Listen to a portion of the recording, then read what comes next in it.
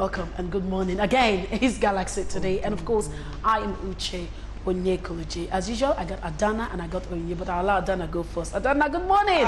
Good morning, Uche. Welcome to Galaxy today. Wonderful Thursday morning for these beautiful topics that we have in store for you, right? Exactly. Trust me, this topics is something you want to look at. We'll be looking at education, of course. We'll be looking at body shaming. But before that, let's meet our spot girl, Onyinyechi Ogu. And of course, at a time when Nigeria once again, the king of bronze, getting it again this time around with the 4th place finish in the AFCON. I'm so very happy. I am Onyinyechi Ogu. I know you'll be very happy simply because Nigerians won yesterday. Of course, come on. I don't want to give myself a heart attack.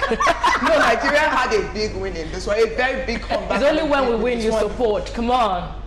Yes, I don't know your No, I try now. At least I did try. I support only our winning team, our club footballs. I support only our clubs. What fan are you? What club fan? Eyimba, Kanu Pilaso. You see, I even know some of their names. I don't even know Chelsea. Stick I don't to know one, Man United. sister. Yeah, who told you? Stick to one. Okay, so of course you notice we have Dr. Peter Ugodiro in our midst. Of course, you already know what we're looking at today. He's an educationist and a researcher, and of course someone who's a university access expert. So the holidays are long. Our children are preparing for the post-UTME. Some are preparing for the O-levels.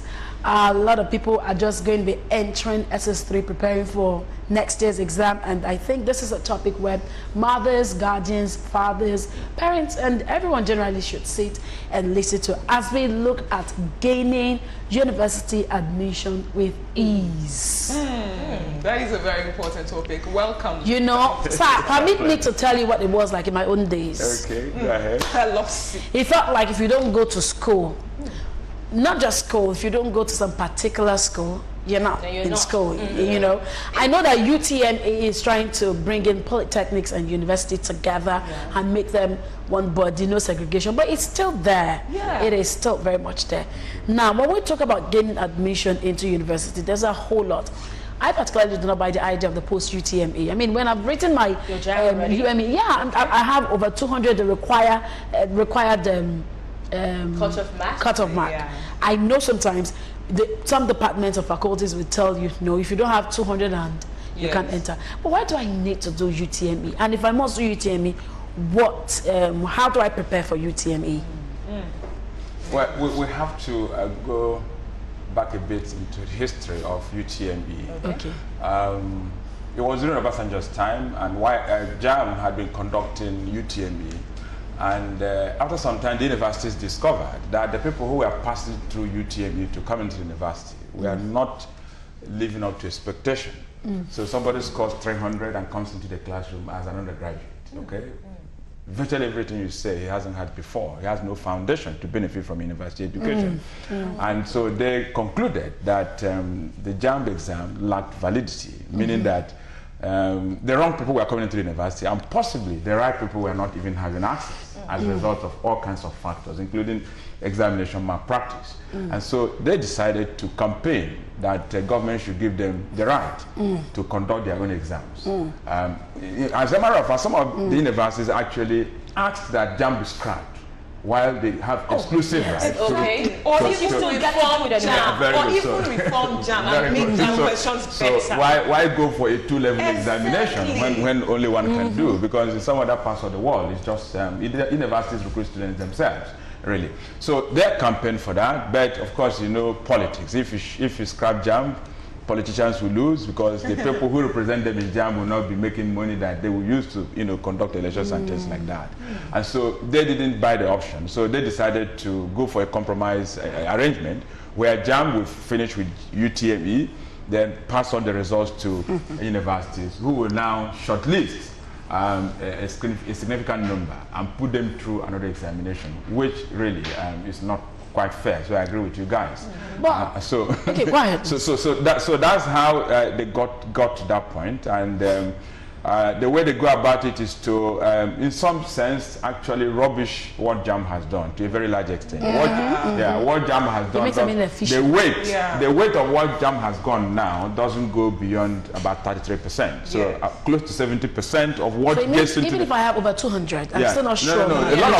We have a lot of people who scored above 300 in UTME who don't get into the university. Whoa. Because what that mark is just about 33% of the weight, that universities require to let you into their system. And so they have now come up with their own exam, but even their own exam is not sufficient. There's also another element, which is the element of the quality of the school certificate you have. So when you write your NECO and WAEC and you get your result, what's the quality of that result? That also matters for you to be accepted into the university. So if you make straight C6 in 6 subjects, another person makes straight A1, okay? And you people are trying to get into the same university. The person who made straight C6 might score 350, while the other person makes straight A1 and scores 200. He will get into the university. The person who has straight 50 will not get in there. Okay. Unfortunately, parents do not, even the young people who are campaigning to get into these places do not understand that this is how much change you have achieved. So how would an average student scale through UTME? I mean, we all know in Nigeria, without a degree, you're nothing. Except you want to go through, probably do other menial jobs. If you want to be a skilled person, you need a degree. Thing is, even if you don't use the degree, you still need the degree. You still need it. Unless you want to be a So president. how to? You're an expert in this field. Go to politics, as you say. Yeah, he's an expert in this field. You train people. Yeah. This is what, let me call it your calling. Yes, definitely. My PhD was done on it, and with special reference to how to help young people in the developing world. So now that they have this long break, how would you suggest they prepare, particularly those about writing GCE and probably O-level for 2020, then those preparing for university, what would you study? What are the key things they have to look out for to pass a UTME post-JAMB exam? Yeah, it's important they make a deliberate effort to understand what the requirements for the particular institutions they want to get into are. Okay. Many of them do not know. All the universities don't have the same standards. Polytechnics have a slightly different standard. Colleges of education have another way of looking at things. For colleges of education, most of them don't do UTME because not many people want to go there, so they are begging for students. So sorry to butt in here. What's the difference between College of Education and when I'm under Faculty of Education in the university? I think they handle the same thing. They're all for classroom purposes. No. A college of education is an institution that runs a 3-year program, and when you finish, you get national certificate of education. Which by current education policies in Nigeria, the place where you should teach is in a primary school, and very good, it's in a primary school normally. But I know some of them teach. Some of them teach in secondary school. Some of them teach even in polytechnic, depending on circumstances of these institutions. And so, if you now want to get a university degree, you apply for direct entry. You don't have to go through JAMB. You will go through JAMB, but you don't have to write UTME. Yes. Okay, so you submit your NCE. So if it's of a quality that the university finds acceptable, they will accept you, but put you through another 3 years of education. Yes. So cumulatively you are spending 6 years. Okay, looking at this fact now that JAMB had reduced the cutoff mark, and people had criticisms for all this. Now looking at this, there's requirements from universities and even polytechnics that you have to pick them as first choice. So no university is picking any student that has picked them as second choice. Even departments to do that. The reason is simple. It's all about demand and supply. We have so many people asking for limited spaces. And so then how are we to cut down these preferences of polytechnic, universities, College of Education and all that? It's a tricky one and a bit complicated. The United Kingdom had a similar situation some years back. Some of the universities, some of our friends and young people attend in the United Kingdom used to be polytechnics, as recently as only 20 years ago. And so when they discovered that most young people were not interested in polytechnics and colleges of education and other kinds of vocational institutions, they decided to empower those, polytechnics, funded them better, provided them infrastructure, trained their lecturers. Those who didn't have PhDs, they assisted them to get their PhD. And so they upgraded them to the status of university. So most institutions, that used to be polytechnic are now universities in the UK. So that's how they were able to get around that problem. And we are thinking that if we are smart, wise, and we are desperate for national development, this is a similar thing we need to do in our country. So these polytechnics and colleges of education need to be funded better. We should assist their lecturers to upgrade their skills and knowledge so that they become people who are competent enough to be able to train people to get a degree. But unfortunately, we haven't started giving that very serious thought, because even the universities we have in place now are not adequately funded. So we can start thinking effectively about upgrading polytechnics and colleges of education to universities. Okay, so now we know this is a challenge. I'm coming home now to secondary school. How would you suggest the students preparing someday they would want to cross into university? Just talking about the primary goals in primary school. Secondary school, senior secondary school. I have a question relating to that one. Yes. So how would you advise them? Well, how should they avoid this obstacle, this challenge? Yeah, it is important that their parents recognize these realities we're addressing here. Unfortunately, because we lack a proper career management system at any level in the school system, in the education system in Nigeria, most young people finish school without having a clear idea regarding what they even want. That is true. That is so true. Dr. Peter, please hold that on. Abroad now, they have this plan for their lives. Right from when the baby is born, they're like, you're going to a good preschool, then you're going to a good day, everything is planned, then you're going to study this. And how do we get that kind of culture in Nigeria? How do we set up these children for how can we notice talents, kind of? Well, interestingly, that's my specialty. That's what I did at my doctoral level. Unfortunately for us in our country, there's no university in Nigeria that offers career management as a degree course, not to talk about master's or PhD. So you can't make that pervasive at the moment across the country, because we haven't got manpower to do that. Except we are willing to invest heavily to be able to bring in, resource persons to come back from abroad. I wouldn't have known if I didn't study in the United Kingdom and other parts of the developed world. So if we want to get it right, then we need to set up career management systems in every school in our country. Kindergarten, primary, secondary. Don't you think the parents themselves should get this orientation exactly, also? During this parents-teachers association. Looking at me, my father said, I want you to be a lawyer. And I took that on. And I want to be a lawyer, But, jammed me here. That is always the thing. I want to be a doctor. I want us to stick on this career management, because it looks like some of us still do not understand what the career means. That Serena Williams is a long tennis player, and then we have Dr. Peter Ogudoro, and then we have Dr. Ben Carson. Does it make Serena Williams less? Career is about for pursuing a particular dream. But down here, if I say I want to be a dancer, a professional dancer, as against a doctor, hey, hello. The mentality is, you mean I'm going to pay school fees for that? Do you not think that we need some kind of reorientation? Let us understand what career really is. Because I know some years ago, you wouldn't say you want to be an artist, you want to be a musician, your parents, you won't even say it. You only still to go sing behind and come back. But now they're pushing people. So how do we as parents identify this and realize that, okay, ours is just to guide this child, become, I can decide to going to skip it. Or going to skating as a career and become a professional, and I'm equivalent to a neurologist, to a banker, all that. Well, we need education, not just for the children, but more importantly for their parents, because interestingly, the average child, by the time he or she gets into his or her teenage years, begins to have a clear idea regarding where the talents lie. But they make these, they bring up conversations at home, and parents shut these ideas down.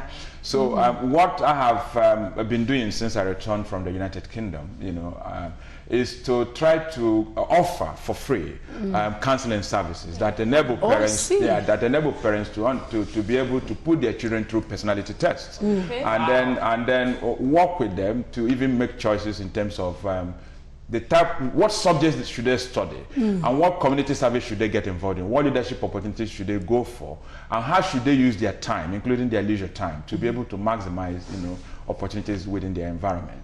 And the result has been fantastic, because again, you would have noticed that even at the age of 20, a lot of young people here are not able to do anything for themselves. Their parents carry them everywhere, hold them by the hand.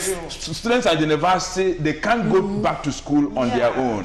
Parents drive them to school, bring them back home, monitor them. They're so afraid. So you keep wondering when they will become independent. Yes. So what I do, even those who are age 12, the next time the child is coming to me for counseling, we experiment and we say, well, this child is 13 or 14. Why don't you let the child come on her own? They jump, public bus, and nothing will happen. And nothing has gone amiss since I started that experiment. By the time the child experiences it 2 or 3 times, the next time the parents say, I'm going to drive you there, the child says, no, I like this independence. And the parents discover that this is fantastic.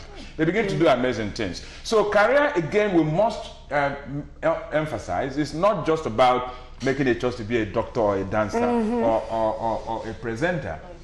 It's a whole lot of things, right from kindergarten down to the time you finish working and you retire. So it's not just about academics. It's also about several other experiences you have to go through to become the best that God has programmed you to be. Unfortunately, those extras are not things that we consider important in the school system. So we only teach for people to pass biology, chemistry, and physics and mathematics, which is very unfortunate for us. I'd like us to go back to what you say you do, because I know a whole lot of people are watching and they want to benefit from it. Okay. How often do you do this free counseling?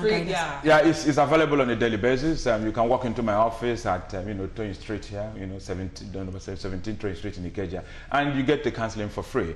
And interestingly, we're also getting support. Some parents and business people have realized that this is the kind of thing we need to produce inventors, because we don't introduce sciences to our children well. And that's why when they don't do well in the sciences, and they don't do well in mathematics and all of that. So some people have come around and they say, well, let's make what you're doing available to as many people as possible, since the counseling service is available for free. Even this coming weekend on Sunday, we have an individual who has said, I give you accommodation for free and let all parents come.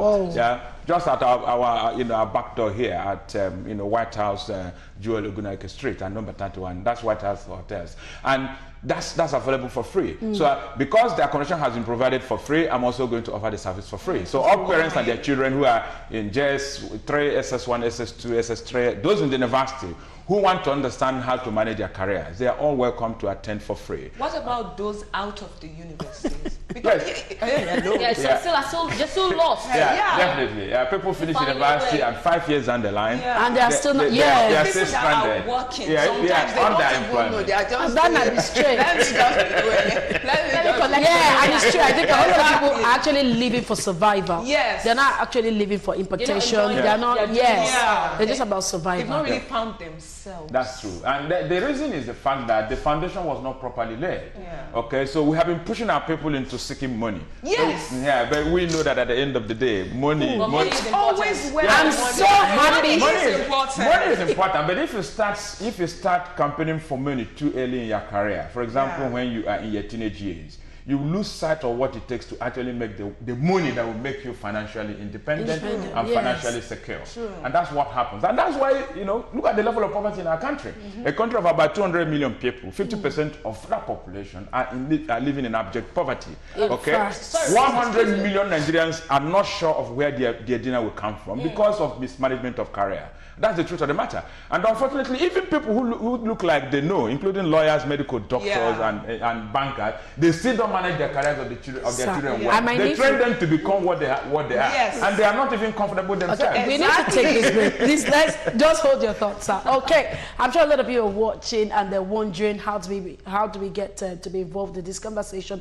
There's a number written on the screen. Just direct your questions, comments, whatever it is you want to ask. Direct it now to that particular number. And on this note for you to take back, go grab a bottle of juice. Let's take this break from Ronti saying Iweki Ko. And when we return, we'll still be on with Dr. Peter Ogudoro. Go nowhere. Iweki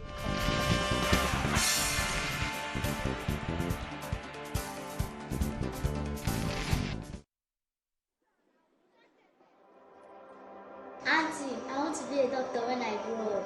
Clap for her. Auntie, I want to be a farmer when I grow up.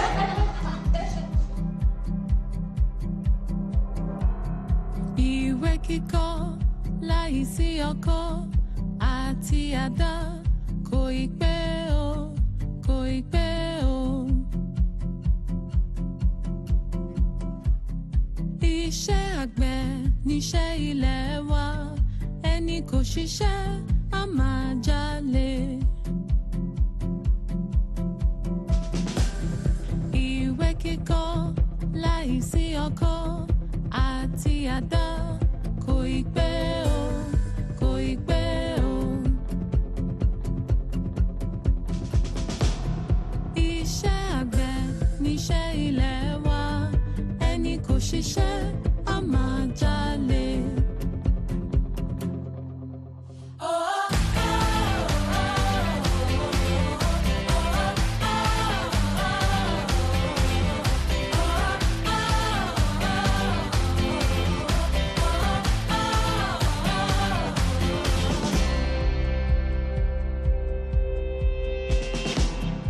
Ìṣàpá láìsí iyán àti ẹ̀gúsí kò ì pẹ́ o, kò ì pẹ́ o. Iyán àtẹ̀bà ló ń jẹ ilẹ̀ wa, ẹni kò jẹyán á jẹ̀bà tó tutù. Ìṣàpá láìsí iyán àti ẹ̀gúsí kò ì pẹ́ o, kò ì pẹ́ o. Iyán àtẹ̀bà ló ń jẹ ilẹ̀ wa, ẹni kò jẹyán á jẹ̀bà tó tutù.